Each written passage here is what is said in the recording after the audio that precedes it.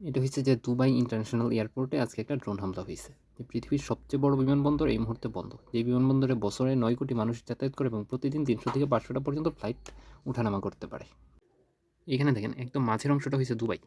এই দুবাই বিমানবন্দর। তো দুবাই থেকে ইজিলি আপনি জার্মানিতে যাইতে পারবেন, আবার সাউথ আফ্রিকাতে যেতে পারবেন, আবার চায়নাতেও যাওয়া যায়, ইন্ডিয়াতেও যাওয়া যায়, আবার অস্ট্রেলিয়াতেও যাওয়া যায়। কেউ যদি অস্ট্রেলিয়া থেকে ইউরোপে যেতে চায় তাকে প্রথমে দুবাই বিমানবন্দরে আসতে হবে, বিমান ২-৩ ঘন্টা রেস্ট নিবে, তারপর আবার ইউরোপে যাবে। তো এই যে মধ্যবর্তী জংশনটা এটা অনেকটা আমাদের দেশের কুমিল্লার মতো, যে আপনি চট্টগ্রাম যাবেন, কুমিল্লাতে যায় রেস্ট নেবেন, তারপর আবার চট্টগ্রাম যেতে হবে। ঢাকা থেকে আসার সময় সেম। তো দুবাই হয়েছে ইন্টারন্যাশনাল কুমিল্লার মতো।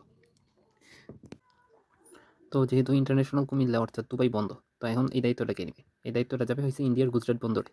গুজরাট এমন একটা পয়েন্টে পড়ছে যেটা আরব সাগরের এই পাশ ওই পাশ। তো এই গুজরাট থেকে আপনি ইউরোপে যেতে পারবেন ইজিলি। ইউরো গুজরাট যদি ইন্টারন্যাশনাল একটা জংশন হয়, তো এখান থেকে চায়নাতেও যেতে পারবেন ইজিলি। এখান থেকে আপনি অস্ট্রেলিয়া এমনকি সাউথ আফ্রিকাও ইজিলি যেতে পারবেন। মানে কী বলা যায়, ওই দুবাইয়ের বিকল্প হয়ে যাবে এই গুজরাট বিমানবন্দর। আর এই গুজরাট বিমানবন্দরের ইনকাম যাবে ৫ থেকে ১০ কোটি, না ১০ বিলিয়ন ডলারে। এখন বুঝেন কার লাভ কার পকেটে যাইতেছে।